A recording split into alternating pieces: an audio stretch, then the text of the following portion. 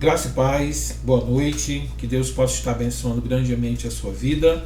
Nós somos a comunidade Cristã do Caminho e estamos mais uma vez aqui juntos para celebrarmos ao Senhor. Hoje a nossa comunidade está passando por uma reforma e por isso que a gente está fazendo aqui um culto 100% online.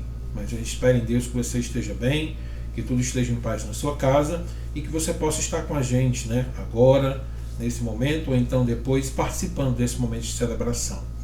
Vamos orar ao Senhor, dedicando a Ele esse momento e as nossas vidas. Muito obrigado, Senhor, por mais um dia que o Senhor nos concede, por esse momento na Tua presença. Obrigado pelos meios que o Senhor provê para que a gente possa estar juntos aqui, fazendo esse momento de celebração a Ti. Gratos somos, Senhor, pela presença do Teu Santo Espírito em nossas vidas, que nos confirma todos os dias que nós somos Teus filhos e que somos parte da Tua aliança e somos co-herdeiros com Cristo, Pai da graça e da bênção vindoura. Muito obrigado, Deus, por esse momento de celebração. Que o Teu nome seja exaltado aqui nesse momento, que a Tua palavra seja ministrada, Senhor, e que no nome de Jesus Tu receba, Pai, como sacrifício esse culto que é feito, Pai, por todos nós. Abençoa cada irmão e cada irmã que está em casa participando, que a Tua bênção, Senhor, o Teu cuidado, a Tua provisão esteja sobre todos. E que no nome de Jesus, Senhor, a Tua palavra possa falar realmente de maneira poderosa em nossas vidas. Nós te agradecemos, Senhor, por tudo, em nome de Jesus. Amém e amém. Vamos louvar o Senhor, Isabelle? Amém. Vamos cantar juntos ao único que é digno de adoração.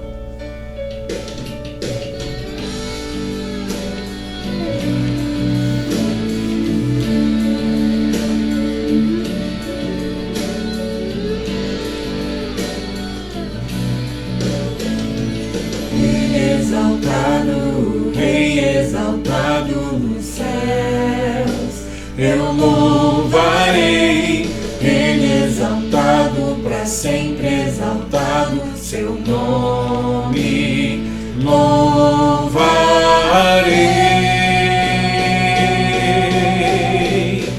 Ele é o Senhor, sua verdade vai sempre reinar.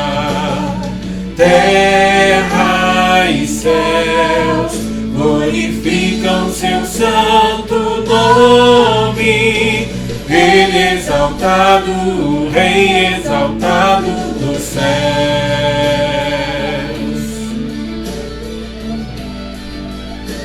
Aleluia! Ele exaltado, Rei exaltado dos céus, eu louvarei. Ele exaltado, para sempre exaltado, seu nome louvarei.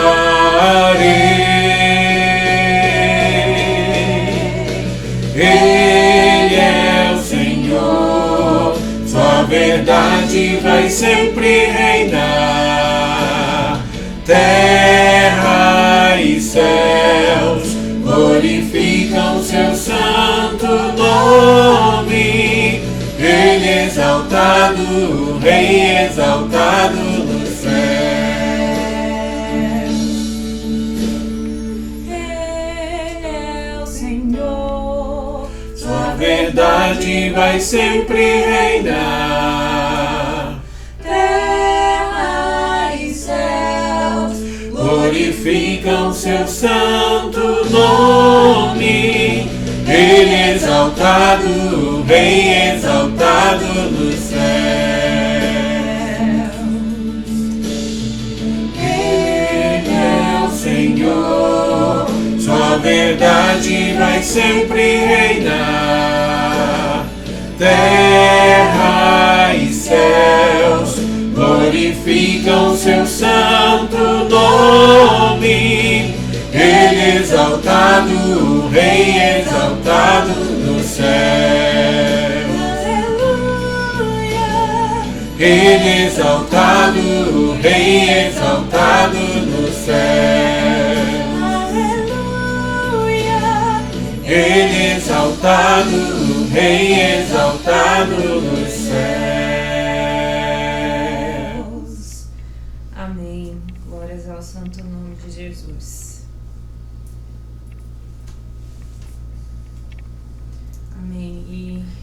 que nós possamos, ainda que em meio à dor, em meio a dificuldades, estar mais perto de Deus.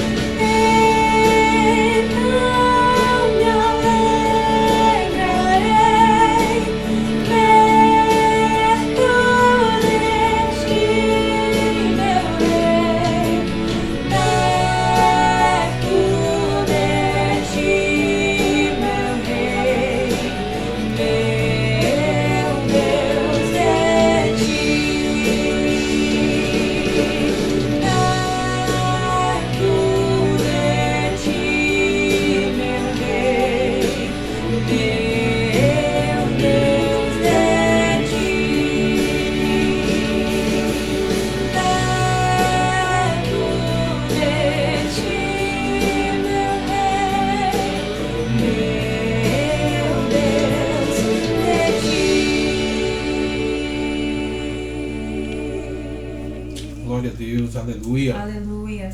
Louvado seja o nome do Amém. Senhor. Nada pode nos separar do amor de Deus.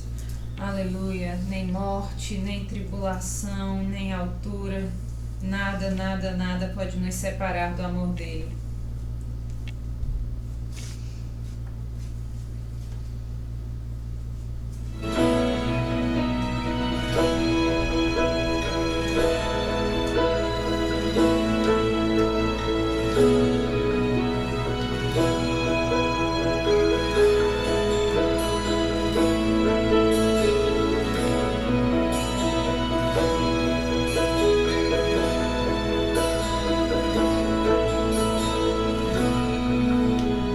Quem nos separará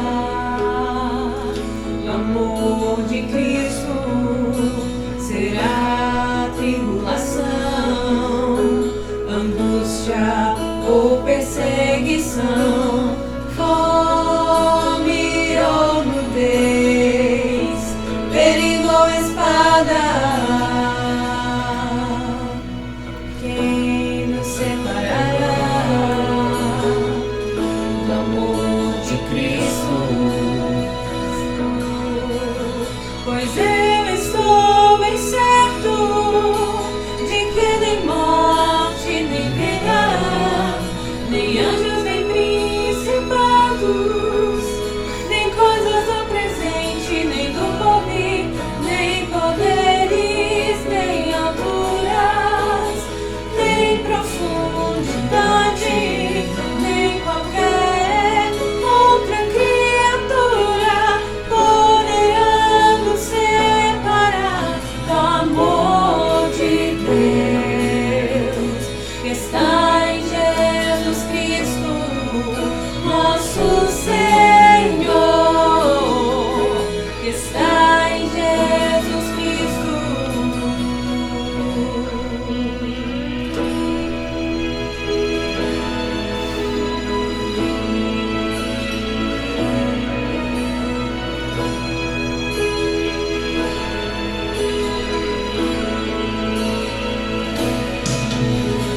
Quem nos separará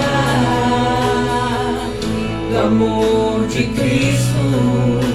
Será tribulação, angústia ou perseguição, fome ou nudez, perigo ou espada? Quem nos separará do amor de Cristo?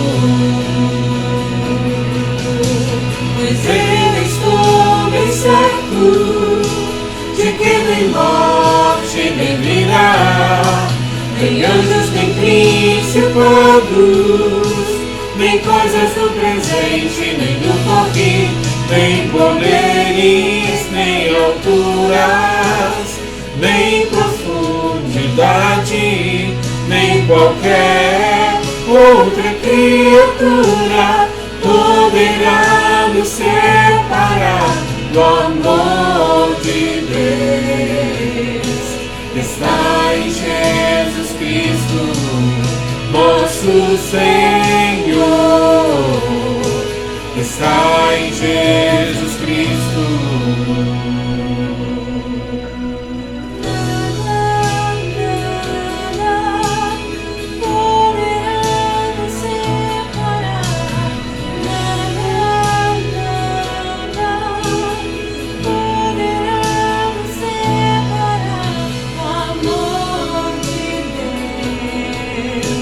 Está em Jesus Cristo, nosso Senhor, está em Jesus Cristo.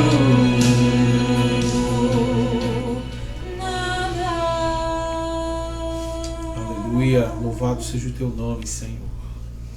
Amém. E esse Deus se mostra de maneira tão humilde a nós e se apresenta a nós como Deus encarnado, que ainda assim padeceu numa cruz, se entregou numa cruz. Nós não merecíamos tamanho amor, mas Ele fez isso para nos resgatar do pecado e nos trazer de volta ao Pai.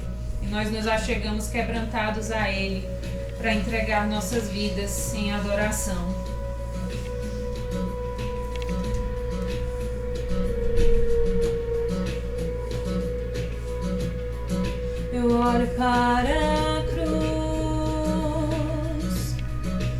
para a cruz eu vou, do seu sofrer participar,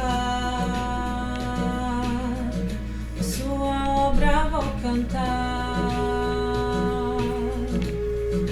meu Salvador na cruz mostrou o amor do Pai, o justo Deus.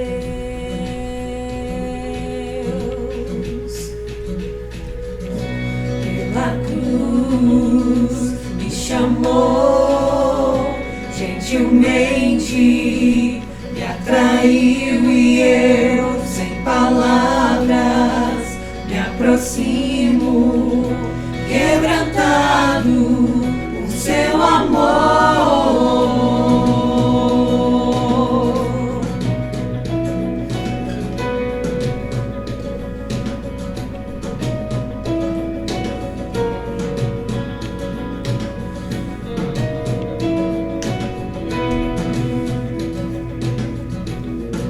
E mereci a vida, de graça recebi, por sua cruz, da morte me livrou, trouxe minha vida. Eu estava condenado, mas agora pela cruz eu fui reconciliado. Pela cruz me chamou, gentilmente me atraiu e eu, sem palavras, me aproximo, quebrantado por seu amor. Pela cruz me chamou, gentilmente me atraiu e eu, sem palavras, me aproximo, quebrantado por seu amor. Impressionante é o seu amor.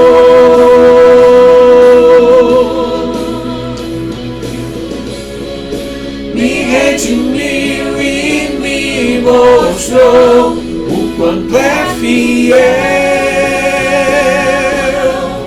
Pela cruz me chamou, gentilmente me atraiu e eu, sem palavras, me aproximo, quebrantado por seu amor. Pela cruz me chamou, gentilmente me atraiu e eu, sem palavras, me aproximo, quebrantado por seu amor.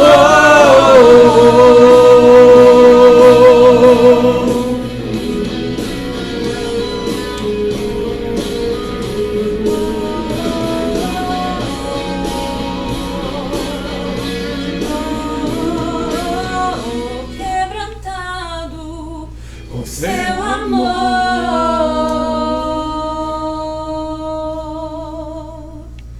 Amém. Aleluia. Recebe, Senhor, a nossa adoração, os nossos louvores. Em nome de Jesus. Amém. Amém. Amém. Louvado seja o nome do Senhor por essas canções tão maravilhosas. Deus seja louvado pela vida da minha família, né, que tem sido instrumentos de Deus na minha vida e na vida da nossa comunidade. Quero, nesse momento, avisar os amados irmãos que, como nós estamos aí num processo de ajuste de algumas coisas na igreja, então eu vou falar aqui, mas pode ser que mude, tá? E se mudar, a gente avisa aí nas redes sociais. Mas quarta-feira, nosso culto de oração, às 19h30, ou melhor, às 20 horas, tá? E às 19h30 a reunião com os jovens. E na sexta-feira, o nosso estudo bíblico, né? Você que quer participar com a gente, a gente está estudando os personagens, homens de Deus que mudaram a história com suas vidas dedicadas ao Senhor. Toda sexta-feira às 8 horas estamos na igreja, tá? E no domingo que vem, às 18 horas, o nosso culto de celebração. E você é nosso convidado para estar com a gente participando desse momento. Quero também lembrar aos queridos que nós estamos nos aproximando aí da chamada Festa das Crianças, e esse ano a igreja ela vai abençoar o projeto Balé Trilhar. Para quem não sabe, toda terça e quinta nós temos uma pequena escola de balé funcionando no nosso templo. E esse ano a gente vai fazer uma festinha para abençoar as crianças e as famílias das crianças que participam desse projeto. Então, já peço que você pense aí como você pode ajudar. Você pode ajudar trabalhando nesse evento e você pode ajudar também contribuindo financeiramente para que a gente consiga fazer uma festa muito bonita para aquelas crianças. Ainda não temos a data fechada, mas a gente vai estar divulgando aí ao longo dos dias e você é nosso convidado para isso. Queremos nesse momento também estar orando, né, pelo nosso país, pela nossa nação. Graças a Deus estamos, acredito eu, saindo, né, do mais agudo da crise, e nós queremos agora fazer uma oração de agradecimento a Deus. E eu vou pedir a Elisa para estar orando por nós, orando pela nossa nação e orando também pela mensagem que nós vamos trazer nessa noite. E eu quero te pedir uma gentileza. Convida alguém para participar desse momento. Nós vamos tratar de um tema muito importante, muito delicado, né, que muitas igrejas preferem não falar sobre ele porque tem muito tabu envolvido, mas é importante você aprender sobre ele, o que a Bíblia diz sobre essa questão. Para quem não sabe, a gente está vivendo aí o finalzinho do Setembro Amarelo, né, que é quando a sociedade se organiza para pensar sobre o tema do suicídio. E o que a Bíblia diz sobre isso? O que a palavra de Deus diz sobre isso? Quais são os princípios bíblicos para que a gente possa interpretar esse fenômeno e ajudar as pessoas que de alguma forma são afetadas por ele? Então, elas vão orar pela nossa nação, vai orar pela nossa mensagem, e você pode também aí, antes dessa oração começar ou antes, assim que ela terminar, convidar pessoas para estarem também participando desse momento. Elisa, por favor. Senhor Jesus, obrigada, Pai, por esse momento, Pai, pela oportunidade que nós temos de cultuar o Teu nome, Pai, de estar reunidos, Pai, para Te louvar, com a certeza de que o Senhor está conosco, de que o Senhor ouve a nossa voz, que o Senhor recebe o nosso culto, Pai. Nós queremos, Senhor, que o Senhor se agrade, Pai, daquilo que nós oferecemos para Ti, Pai. Deus, em nome de Jesus, nós queremos também Te agradecer, Pai, pelo momento que nós estamos vivendo, Pai, já saindo do momento mais difícil da pandemia que nós vivemos, Pai. Agora nós vemos melhoras, Pai, as pessoas voltando a se encontrar, Pai. Nós podemos nos reunir novamente, Pai, para Te cultuar. Te agradecemos por isso, Pai. Te pedimos que o Senhor continue nos abençoando, Senhor, continue guardando, Senhor, tendo misericórdia dessa terra, Pai. Continue sustentando, Senhor, essa terra, Senhor, até quando te parecer bem, Deus. Senhor, nós Te agradecemos pela esperança, Senhor, que temos em Ti, Pai. Amém. Deus, em nome de Jesus, nós te pedimos também, Senhor, que o Senhor abençoe o Ricardo, Pai, que vai ministrar a palavra, Deus, que em nome de Jesus o Senhor possa falar através dele, Pai. Te pedimos, Senhor, que o Senhor fale, Senhor, os corações daqueles que precisam ouvir essa palavra, Pai. Deus, em nome de Jesus, que nós como igreja possamos ser pessoas que podem acolher aqueles que estão em sofrimento, Deus, em nome de Jesus, que as pessoas possam olhar para a igreja, assim, olhar para Ti e ter esperança, Deus. Ajuda-nos a ajudar as pessoas que carecem desse cuidado, Deus, em nome de Jesus. Amém. Amém. Abra aí a sua Bíblia no livro de Êxodo, no capítulo 20, e nós vamos ler a palavra para dar tema a esse estudo. Êxodo capítulo 20, versículo 10. Você pode abrir aí na sua Bíblia. Êxodo capítulo 20, versículo 10. As escrituras nesse texto, elas estão falando sobre os 10 mandamentos. E esse versículo em especial é exatamente o versículo onde Deus nos fala. Isso na internet sobre esse especial exatamente. Onde Deus nos fala sobre a ordem de não matar. Você pode verificar na sua Bíblia aí, capítulo 20 de Êxodo, versículo 10. Diz assim a palavra do Senhor.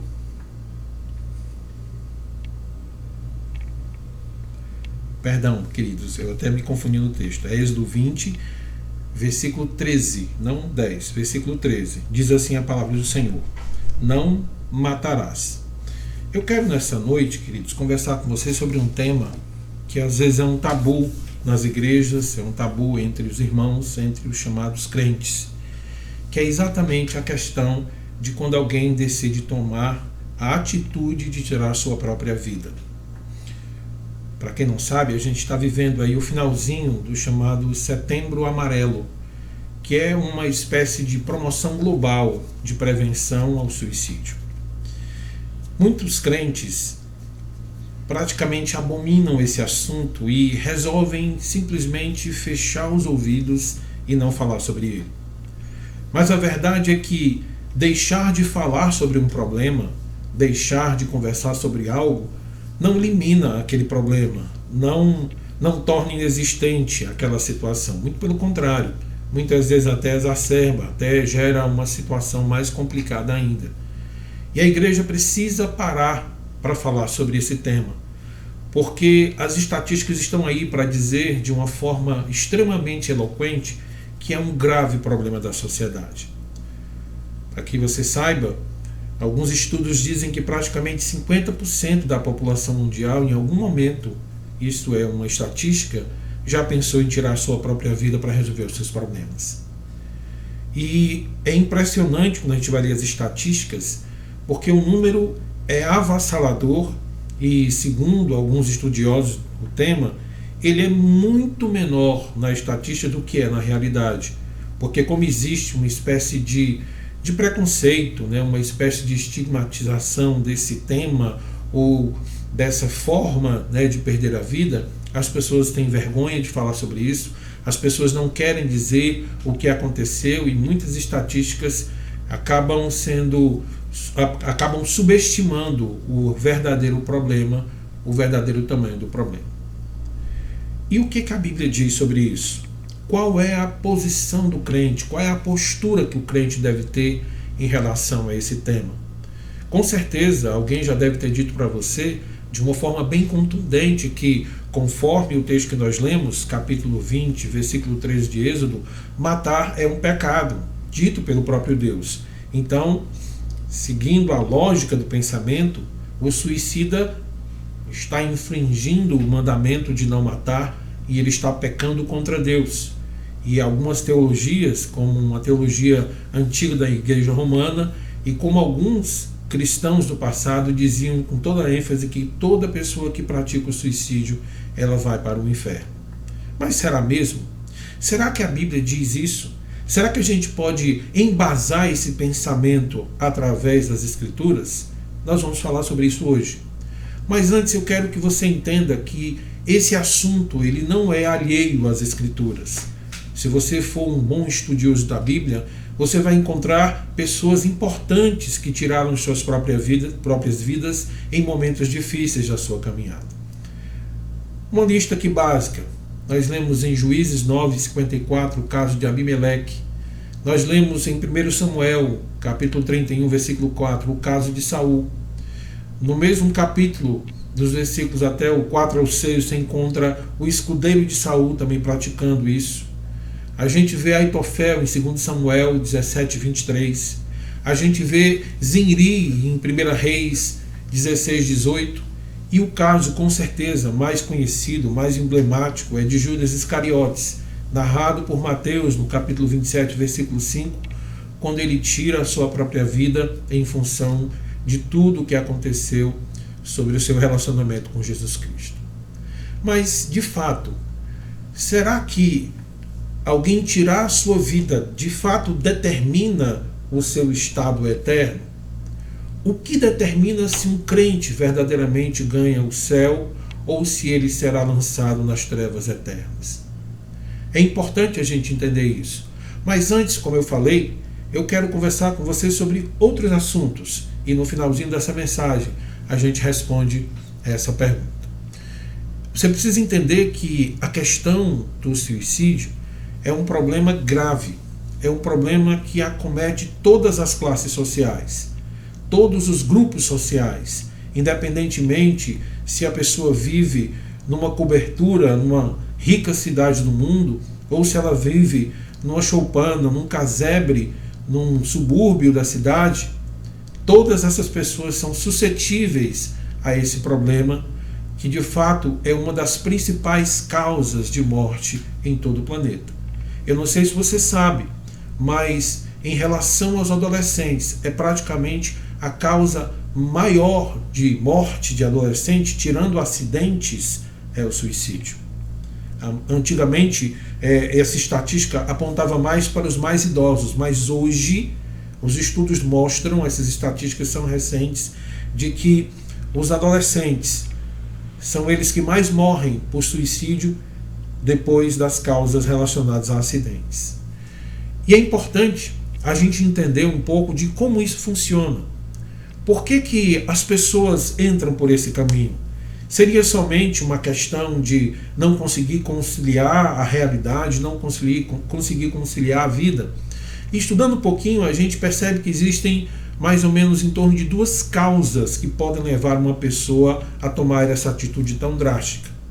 A primeira dela seriam problemas mentais, doenças que afligem a mente do homem, doenças que têm a ver com a sua alma, com a sua mente, doenças que têm a ver com a química do seu cérebro. Apesar de a maioria, vamos dizer assim, das pessoas acharem que todas as pessoas que cometem suicídio têm de fato uma doença mental, mas a verdade é que além dessa causa, que são as doenças da mente, também existem causas relacionadas às questões da vida em sociedade, relacionadas também ao próprio autoconhecimento, relacionadas também a como os homens lidam com as situações difíceis da sua vida. É possível, talvez você não saiba, que uma pessoa tenha uma saúde mental plena, mas em detrimento a uma situação, a um momento difícil da vida, ela sofra uma pressão tão grande, acometida por fatores externos, que ela venha tomar a decisão de tirar a própria vida. Se você tiver interesse em saber algumas causas, deixa eu falar algumas para você. A própria depressão, que é um dos fatores mais, vamos dizer assim, significativos para esse tipo de atitude, o isolamento, a bipolaridade, a perda de um relacionamento significativo, a perda de uma pessoa muito especial, sentimentos passionais, ou seja, relacionados aos relacionamentos amorosos, violência doméstica também, a mulheres, a crianças, a adolescentes que desistem da vida por conta do sofrimento que passam dentro das suas casas, sofrimento esse infligido pelos seus próprios pais ou responsáveis. Também a questão das drogas, muitas pessoas acabam entrando pelo caminho do suicídio por conta das drogas. E por incrível que pareça, pessoas que por questões religiosas também entram por esse caminho. Pastor, me dá um exemplo simples. Aqueles terroristas que se vestem de bomba e matam a si mesmo e a centenas, dezenas de pessoas, são suicidas, que estão ali por conta religiosa, por uma questão religiosa, se matando e matando quem está perto deles. Mas eu quero, de uma forma muito, vamos dizer assim, en passant, falar um pouco sobre uma das causas mais significativas, que tem a ver com o suicídio. Eu não sou especialista, tá? Mas estudando um pouco o tema, o que a gente percebe é que boa parte das pessoas que não têm necessariamente uma doença mental praticam o suicídio por conta de um quadro de depressão, que também pode ser e é considerada pela OMS, na verdade, uma enfermidade, uma doença. Mas entenda, pessoas que estão no seu estado normal, no seu siso perfeito, no seu senso perfeito, e de repente, devido a alguma situação, elas acabam entrando no processo depressivo, e esse processo depressivo não cuidado, ele pode gerar um suicídio. E eu preciso falar sobre a questão da depressão por uma razão muito, muito importante.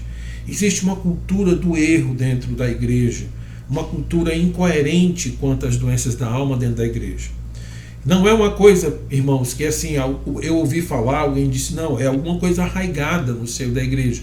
São teologias forjadas para dizer inverdades sobre a questão da depressão. Eu não sei se você já ouviu falar num teólogo, num estudioso da palavra e grande pregador chamado T.L. Osborne.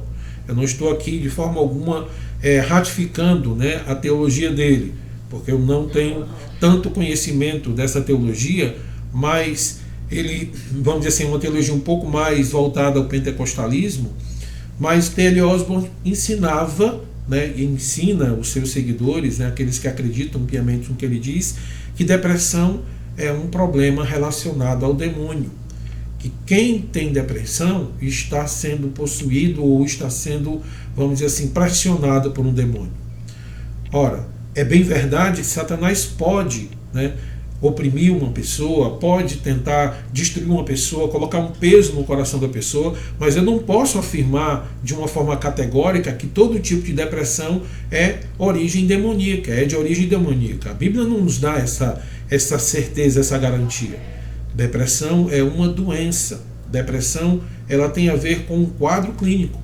Mas existem também outros teólogos, né, que de uma forma muito errada, esses mais do lado reformado, dizendo que depressão é um problema relacionado ao pecado. E aí você imagina, né? Olha só como isso tem o poder de destruir às vezes o coração de alguém. A pessoa está deprimida, vai conversar com alguém da igreja, acreditando que talvez escute uma palavra de ânimo, e ela escuta de que ou ele está endemoniado, ou ele está sendo oprimido pelo demônio, ou ele está em pecado, por isso ele está em depressão. Mas graças a Deus, né, apesar de existirem pessoas que talvez não tenham se aprofundado no tema e dito coisas incoerentes com a realidade, há aqueles que param para estudar. Piper foi estudar esse tema e ele entendeu que qualquer pessoa, inclusive crentes, podem manifestar um quadro depressivo. E se você for olhar, queridos, nas Escrituras, a gente encontra isso. Alguém, em determinado momento da sua caminhada cristã, foi pregar sobre esse tema e ele perguntou: olha, vocês acham que um crente cheio do Espírito Santo pode ter depressão? E alguém falou: claro que não. Como é que um crente cheio do Espírito Santo pode ter depressão? De forma alguma, alguém cheio do Espírito Santo jamais pode ter depressão. E aí, esse irmão ficou assim meio contrariado e disse: puxa vida, quer dizer que, por exemplo, eu estou usando óculos, certo? Por quê? Porque a minha vista, depois dos 25 anos, ela não é mais a mesma. É uma enfermidade física. E eu vou e uso óculos porque a ciência diz que se eu colocar uma lente corretiva, eu vou conseguir enxergar, porque é uma doença. Ou então, vamos supor que eu quebro meu braço, né? A ciência vai mandar eu imobilizar o meu braço, colocar uma tala, tomar uns uns remédios para dor, né? Para que eu possa melhorar do sofrimento, e com a terapia certa eu vou ficar bom do meu braço, ou eu vou corrigir a minha visão, ou quem sabe, né, se for o caso, eu posso fazer uma cirurgia nos meus olhos e voltar a ter a vista normal, porque são doenças. Mas quando a depressão não, quando a depressão só pode estar voltada para pecado ou voltada para algum tipo de questão relacionada ao demônio, então a igreja precisa entender, irmãos, precisa compreender que tem coisas, que tem processos na alma humana que são resolvidos com ciência, que tem questões relacionadas ao cérebro humano, à química cerebral, que são resolvidos com ciência. Então é importante você entender que a depressão, ela é algo que pode acontecer a qualquer pessoa, por mais espiritual que ela seja. Deixa eu te dar 2 exemplos. Um especificamente das Escrituras. A palavra diz que o profeta Elias, depois de uma situação extremamente estressante, quando ele vence aqueles profetas de Baal, quando ele vence toda aquela oposição de Jezabel, apesar daquela vitória, uma vitória retumbante, quando desce fogo do céu e consome todos os opositores de Deus, Elias cai em depressão. Elias foge da luta, Elias se esconde numa caverna e Elias precisa ser tratado por Deus. E Deus faz um tratamento especial com Elias. Ele faz com que Elias durma, ele faz com que Elias coma e ele conversa com Elias para trazer aquele homem de volta, porque ele entrou num estado depressivo. Se você for estudar sobre a vida dos grandes homens de Deus, você vai encontrar casos de depressão em heróis da fé, e por conta do tempo vou falar só de um deles. A gente está estudando novamente esse livro, tá? O príncipe dos pregadores, Charles Spurgeon, ele tinha, vamos dizer assim, momentos tão fortes de depressão que muitas vezes ele precisava se afastar do ministério por um tempo para se tratar. Ele precisava de um tempo para ser cuidado, para que ele pudesse voltar às suas atividades livre daquela crise. E eu quero que você tenha coragem de me dizer que Spurgeon não era um homem cheio do Espírito Santo. Um dos maiores pregadores, se não o maior pregador, né, o príncipe dos pregadores, pensando aí depois de Jesus e Paulo, talvez tenha sido Charles Spurgeon, que o seu ministério abrangeu inúmeras vidas, muitas almas, milhares de almas foram alcançadas pela pregação desse homem. E era um homem que tinha momentos e surtos de depressão.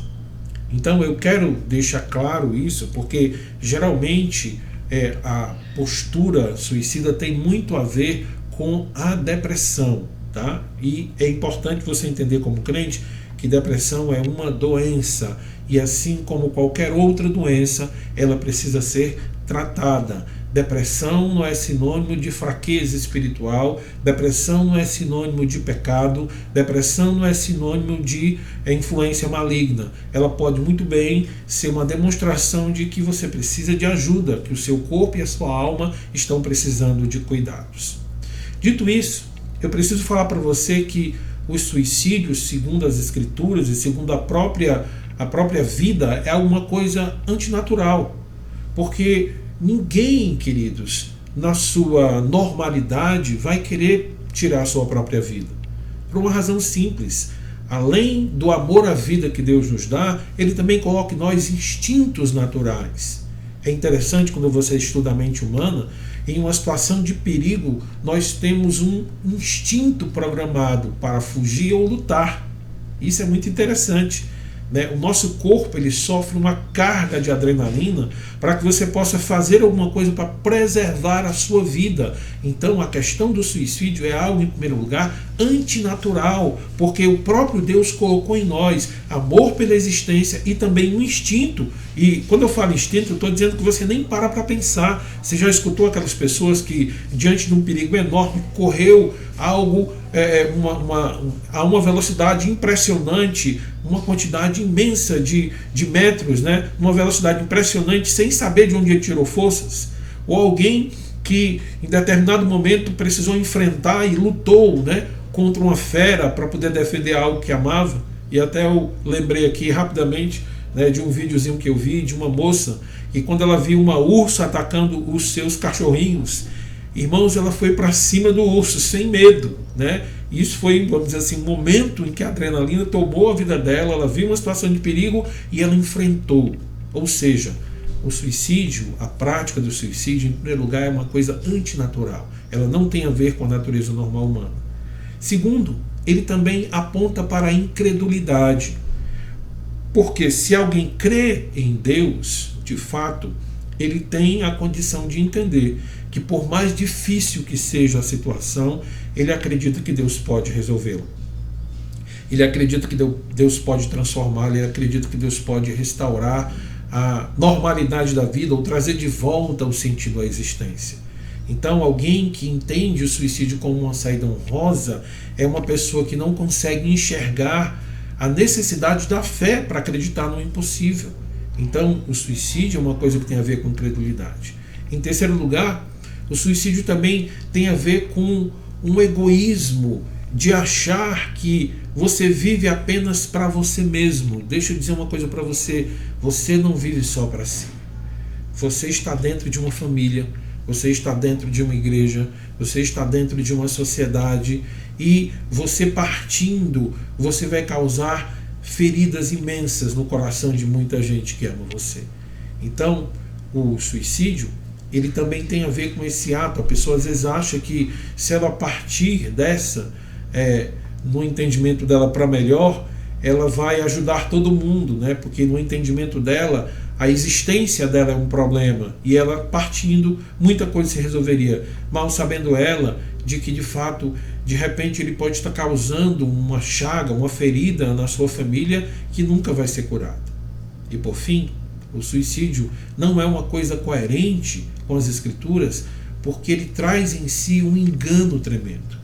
Geralmente o suicida acha que se ele tirar a sua própria vida, ele vai aliviar a sua alma, mas infelizmente o que pode acontecer é que ao tirar a sua vida, ele acabe entrando em uma eternidade de sofrimento sem Deus, se porventura ele não tiver verdadeiramente a crença em Jesus Cristo como seu Salvador e for uma pessoa convertida ao Evangelho de Jesus Cristo. E eu pergunto, como é que a gente ajuda alguém que entrou por esse caminho? Como é que a gente ajuda alguém que está andando por esses caminhos difíceis, pensando em tirar a sua própria vida? Como é que eu trato essa questão de uma forma objetiva e não somente no discurso? E eu quero trazer algumas informações para você, elas são de domínio público e você pode estudar um pouco mais, tem muito material bom na internet sobre o tema. A primeira coisa que você tem que entender, de forma bem objetiva, é que pessoas que estão com essa vibe, com essa tendência ou com esse pensamento suicida, geralmente elas avisam, geralmente elas dão a entender, geralmente elas deixam você compreender, ou elas falam diretamente, ou elas de alguma forma mostram que estão por fazer aquilo.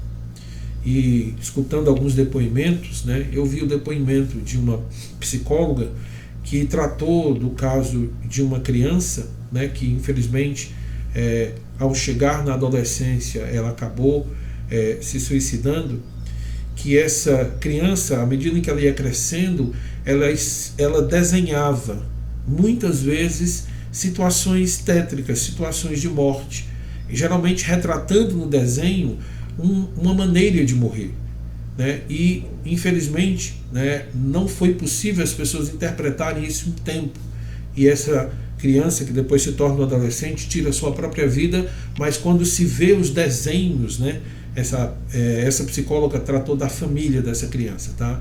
Me corrigindo aqui.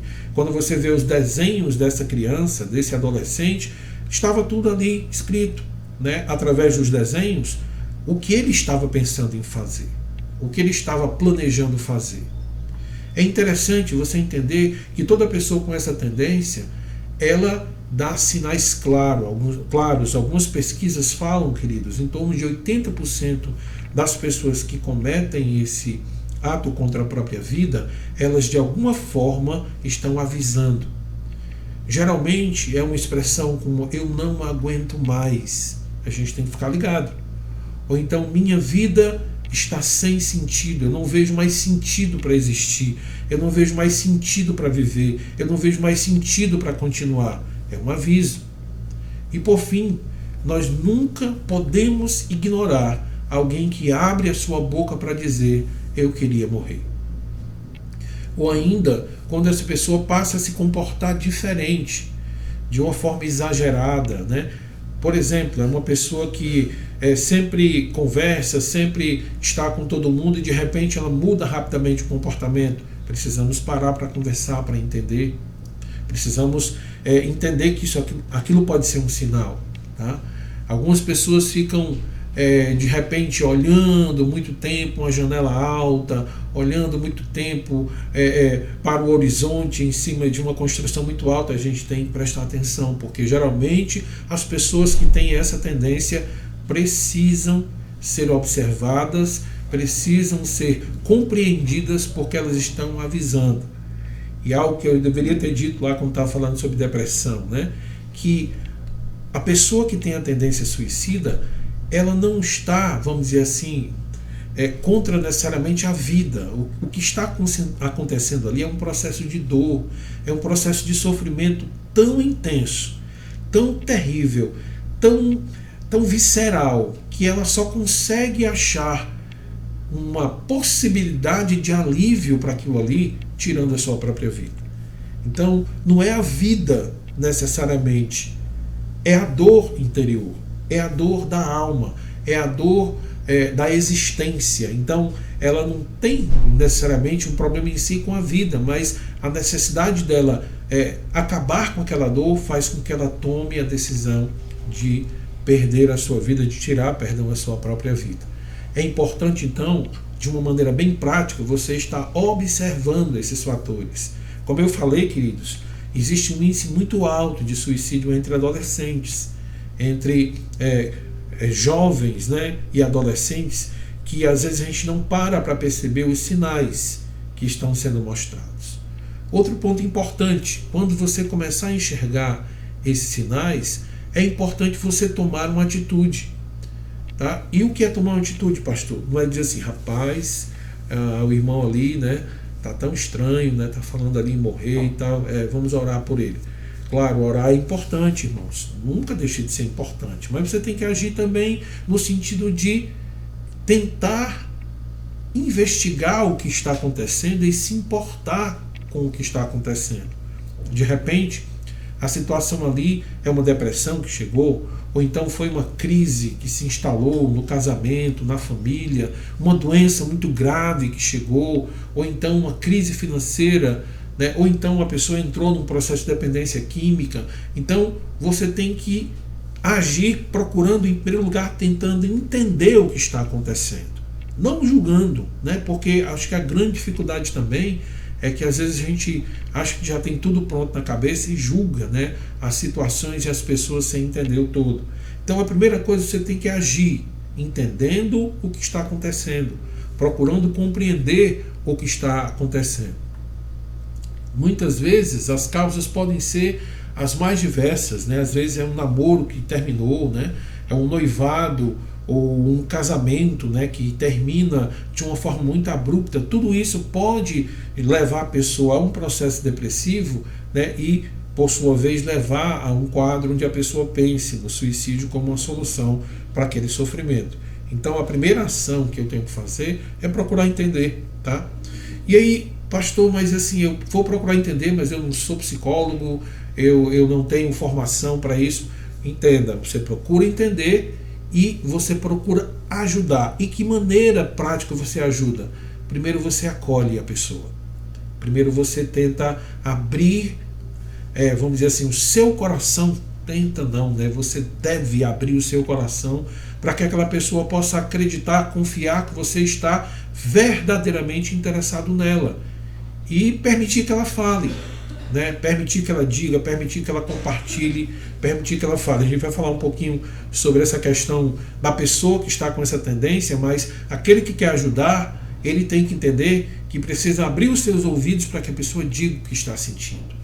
E mais uma vez, sem julgamentos, sem fórmulas pré-concebidas. Tá? Você pode até tentar ajudá-la a chegar naquele ponto, mas o primeiro ponto é abrir o seu coração para ouvi-la. Tá? Acolhê-la sem julgamento, na expectativa de ajudar uma vida. E depois você tem que fazer aquilo que é o certo. E o certo, irmãos, é, dependendo da situação, você indicar uma ajuda profissional. Há pessoas que, de repente, a terapia pode ser a ajuda que ela precisa para sair daquele momento de crise. Né? A terapia pode ser algo extremamente fundamental para que ela não desenvolva aquele sentimento até chegar às últimas consequências. Outros, de repente, infelizmente, pode se tratar de uma enfermidade mental mesmo, uma doença que vai exigir um tratamento de um psiquiatra, que vai exigir, eventualmente, a questão do uso de drogas, no sentido de remédios para que aquela pessoa possa melhorar. E, queridos, escute escute em nome de Jesus. Tem muita gente que não gosta de falar sobre isso, mas enfermidades da mente, enfermidades do cérebro, são enfermidades como qualquer outra e tem na medicina formas de serem tratadas. E em nome de Jesus, medicina é uma bênção de Deus. Como a Isabelle, conversando comigo, disse, é um meio de graça, assim como a terapia e assim como outras coisas que Deus deixou nessa terra para nos ajudar.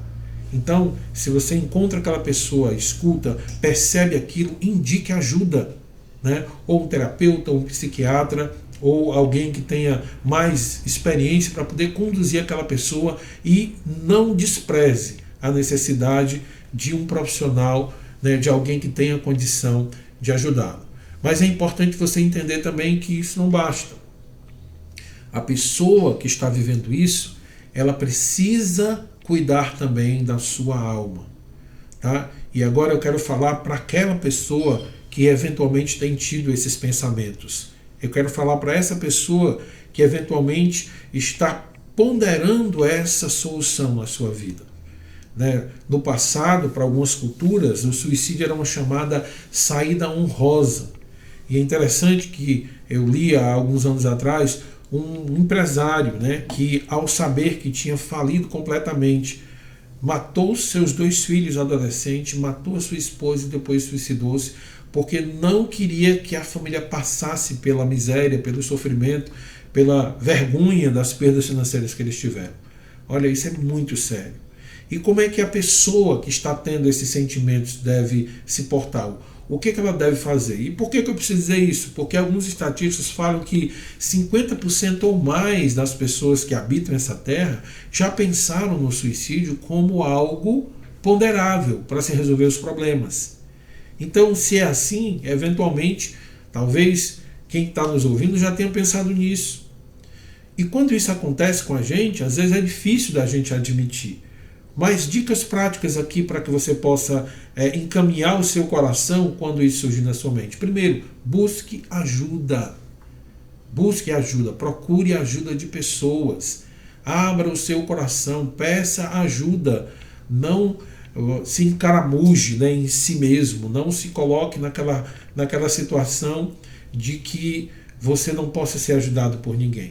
Há pessoas que são mais abertas, mais introspectivas, mais falantes, mas a grande verdade é que você precisa de ter alguém para conversar, para pedir ajuda. Então, se o seu coração está tendenciado a pensamentos negativos continuamente, pensamentos de morte, procure ajuda.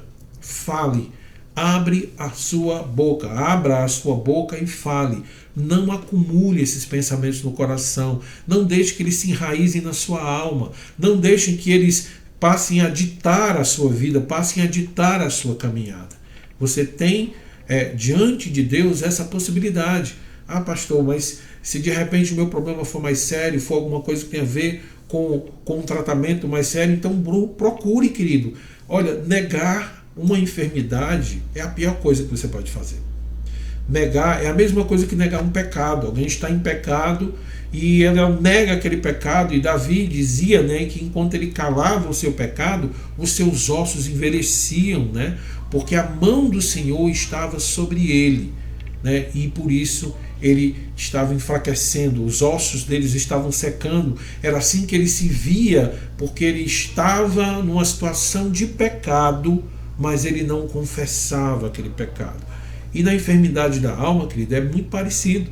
Enquanto você não abrir a sua boca para dizer o que está acontecendo no seu coração, que você está pensando nisso, que você está, vamos dizer assim, tendenciando a tomar uma decisão terrível dessa de tirar a sua vida, enquanto você estiver pensando nisso e não falar para ninguém, o que pode acontecer é que a sua mente comece a criar os cenários, comece a tratar de organizar a sua vida, né, e os seus passos para que você possa finalmente executar essa ação. Então, em nome de Jesus, fale. Abra a sua boca, procure alguém de confiança, procure alguém para falar, procure seus pais, procure seu pastor, procure os seus amigos, procure um aconselhador, um conselheiro, procure diretamente um psicólogo, procure, não guarde esse negócio no seu coração, que ele tem um potencial tremendo para destruir a sua vida. Outra informação importante, caso você esteja andando por isso, andando nesse caminho, é você tentar, e aí eu acredito que já com a ajuda de outra pessoa é bem melhor, de repente corrigir o foco da sua vida.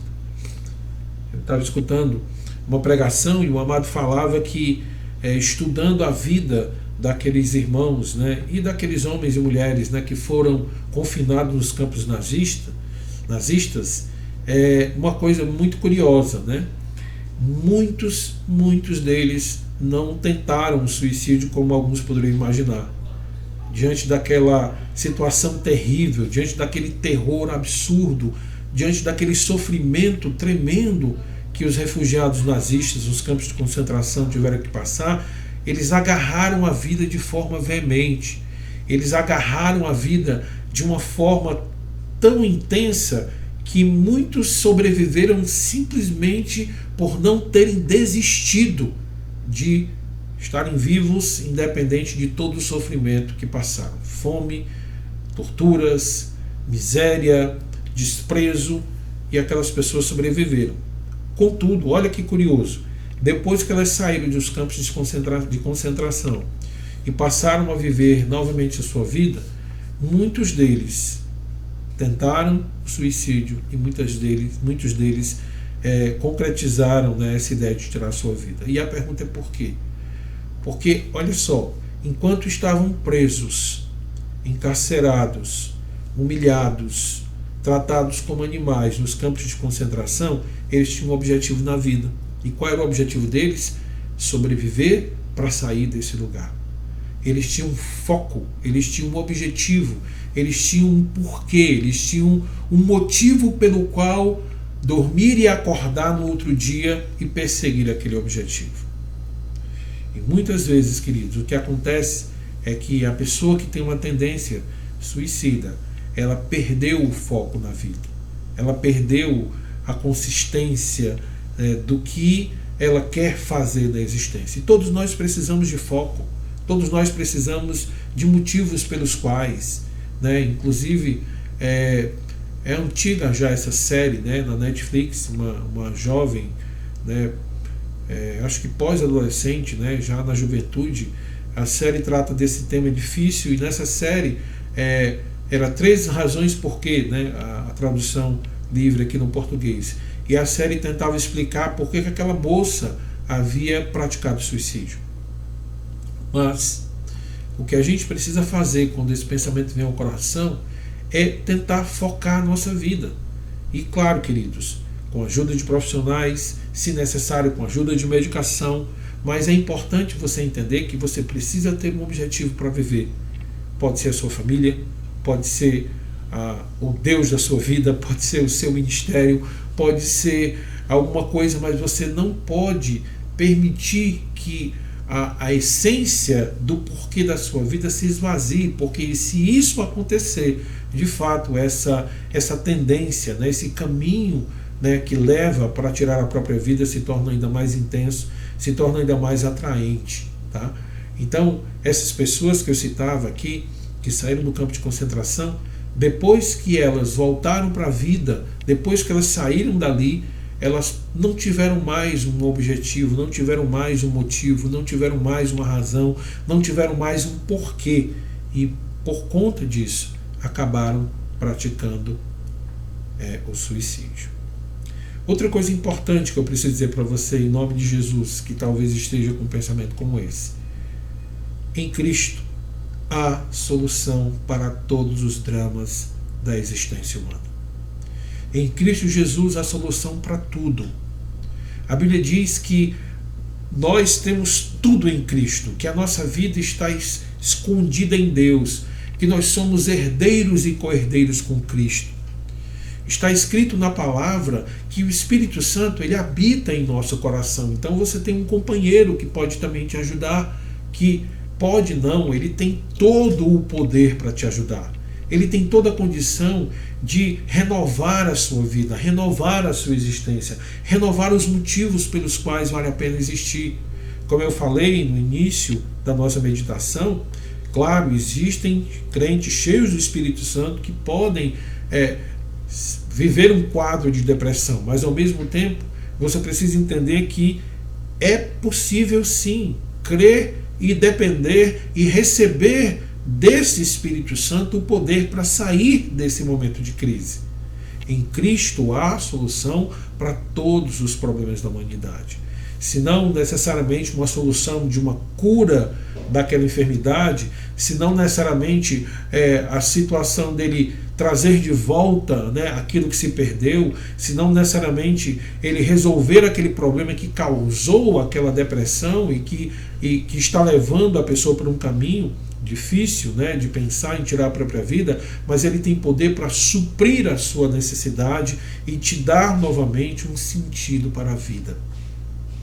Quando Deus trata da depressão de Elias, além de alimentá-lo, né, com um pão quentinho, né, feito na hora, além de alimentá-lo com a carne que os corvos traziam, além de alimentá-lo, né, na alma, né, cuidando dele, Deus permitiu que ele dormisse, né, que ele descansasse, né, e eu conversando com um colega de trabalho recentemente, né, sobre essas questões da mente humana, né, de pessoas que em função dessa pandemia, né, tiveram problemas relacionados à mente, né, surtaram ou tiveram alguns problemas.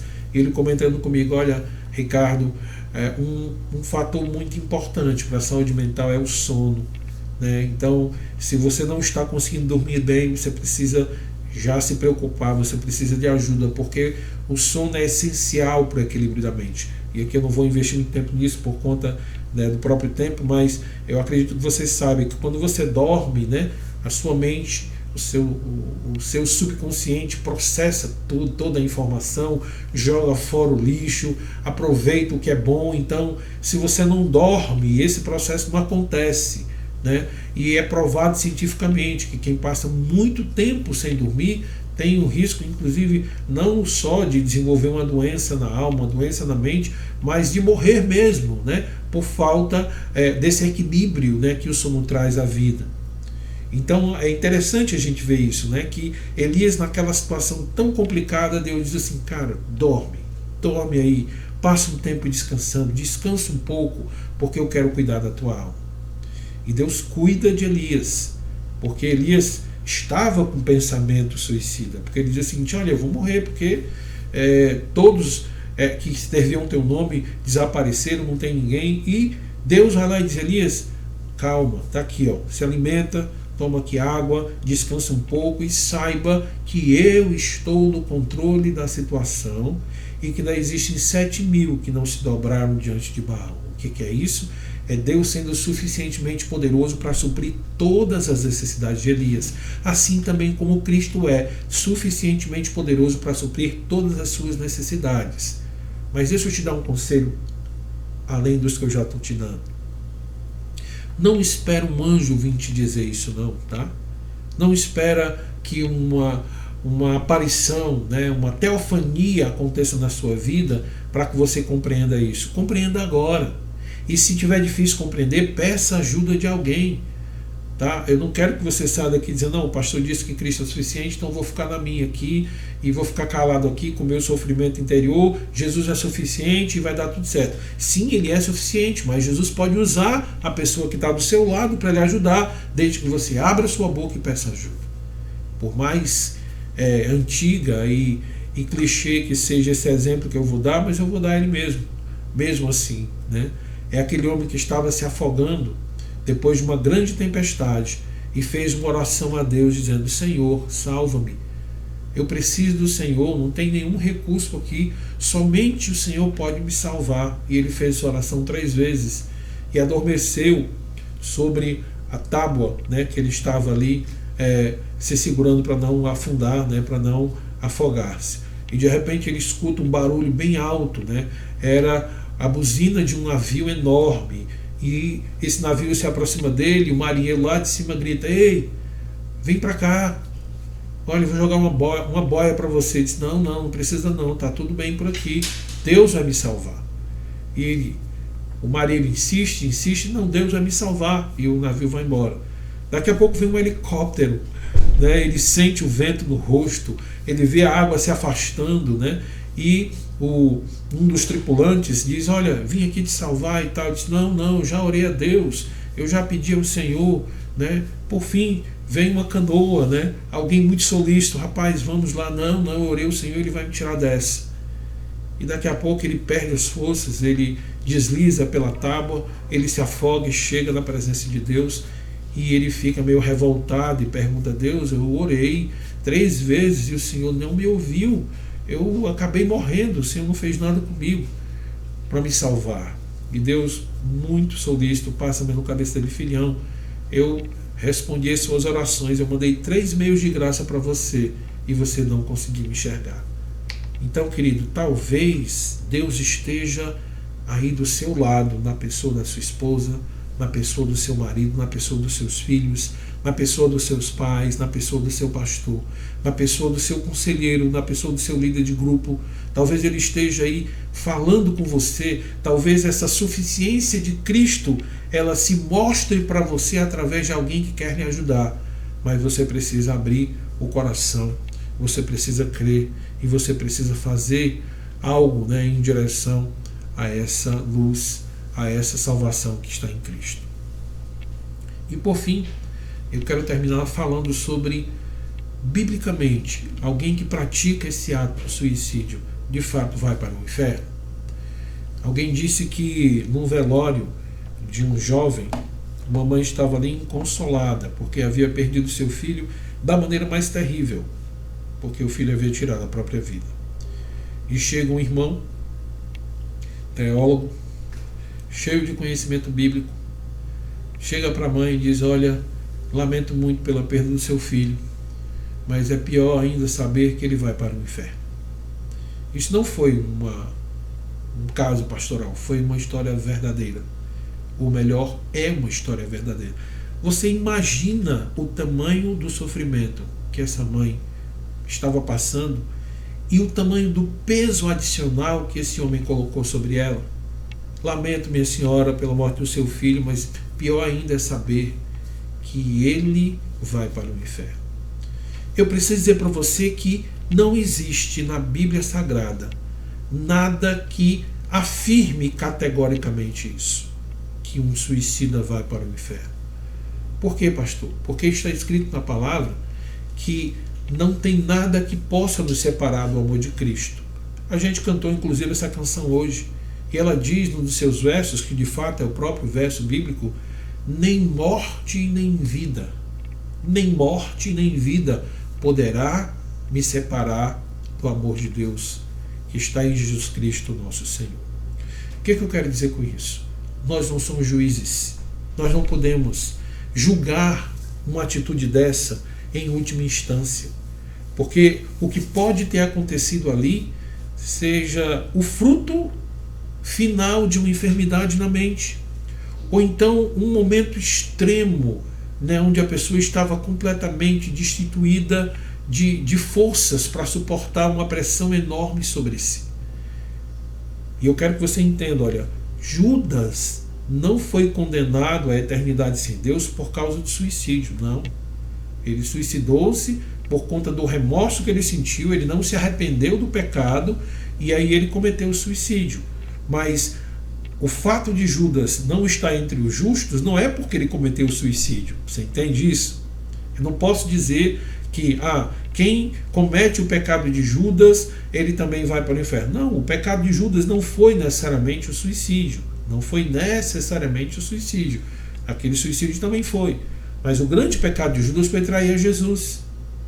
Então eu não posso afirmar que uma pessoa que, num quadro depressivo, num quadro de extremo sofrimento, acaba tirando a própria vida, eu não posso afirmar. Eu não tenho base bíblica. Eu não tenho base bíblica firme para dizer que uma pessoa dessa vai para o inferno. Aí é o Senhor. Aí eu deixo para aquele que é o verdadeiro e justo juiz. Pastor, mas e Mas se você for olhar, todo mundo que se suicidou na Bíblia estava de alguma forma envolvido com pecado, né? Mais uma vez, né, como é o caso, por exemplo, de Saul, né, que era um homem que havia se afastado de Deus, mas o seu escudeiro não dá para saber, entendeu? E outros não dá para saber. O fato é que é uma verdade que a Bíblia não diz com toda a clareza. Então eu não posso também colocar o pingo no i final ou o ponto final dizendo é assim. Não posso. Até porque, queridos, esse tipo de juízo que às vezes a gente faz exacerbado, ele está mais para alguém que quer estar acima de Deus do que para alguém que conhece o Deus que é chamado de Deus da misericórdia, Deus da graça, Deus do perdão, Deus da salvação. Tá? É possível sim, é lamentável que aconteça, mas é possível sim que um crente em Cristo Jesus, depois de uma doença mental ou uma depressão severa, chegue a esse momento triste. É possível. Tá? E eu não acredito, biblicamente falando, e pelo conhecimento que nós temos do Deus de amor e do Jesus Cristo amoroso como Ele é, que uma pessoa dessa seja condenada por Deus por conta desse desfecho. Eu quero terminar dizendo para você que você não está sozinho. Você não está sozinho. Por mais que você ache que as pessoas não queiram você, não amem você, não se importem com você, sim, existem pessoas que amam você, que se importam com você. Eu já sei, pastor, vai dizer que Jesus me ama, vai dizer que o Espírito Santo me ama, vai dizer que Deus me ama, mas a verdade é que eu não consigo ver Jesus, eu não consigo ver o Espírito, não consigo ver Deus. Sim, os três amam você e são tão reais como a própria existência. Mas saiba, existem pessoas que amam você. Se você estiver precisando de ajuda nesse sentido, nos procure. Procure a mim, procure a minha esposa, procure os presbíteros da nossa igreja, procure os nossos diáconos, nos procure. Nós não temos, vamos dizer assim, a cura de todas as doenças, mas nós temos a condição de acolher, de ajudar, de orar, de estarmos juntos, porque a grande verdade é que nesse aspecto todos nós estamos juntos e precisamos uns dos outros para vencer essa situação tão difícil. Busque ajuda. Valorize também relacionamentos saudáveis. Se o relacionamento que você está vivendo é abusivo, procure ajuda, porque um relacionamento abusivo ele causa males terríveis na alma, que fazem com que alguém pense numa solução desse tipo. Rompa o silêncio, abra sua boca, fale com alguém, tá? E procure ser tratado das feridas da sua alma. Pastor, então agora eu vou ser uma pessoa, como diz aí no popular, né? Mimizenta, afetada. Não, querido, você só vai ser humano. Você só vai ser gente. Você vai ser só alguém que precisa da graça de Deus. E muitas vezes essa graça é manifesta através de outras pessoas que são usadas por Deus para cuidar de você. Eu sei que talvez você estivesse esperando aqui uma exposição bíblica, tá? Mas eu quis trazer essa mensagem mais num tom de conversa, de conselho, para que você se preocupe com esse tema. Se de repente não é alguma coisa que atinja a você especificamente, mas você já está de alguma forma preparado para ajudar pessoas que precisem de você nessa situação tão complicada. Eu quero orar pela sua vida. Deus poderoso, obrigado, Deus, pela tua palavra que fala sobre todas as coisas. E o que eu te peço nessa noite, Pai, é que em nome de Jesus o Senhor fale ao coração daquele que está pensando, Senhor, em resolver os seus problemas através dessa atitude tão terrível. Que o Senhor possa estender a tua mão de misericórdia, Pai, e essa pessoa possa escutar em seu coração de que ela é valorizada por ti, sim, que ela é importante, Pai, ao ponto do teu próprio filho ter entregue a sua vida em favor dela.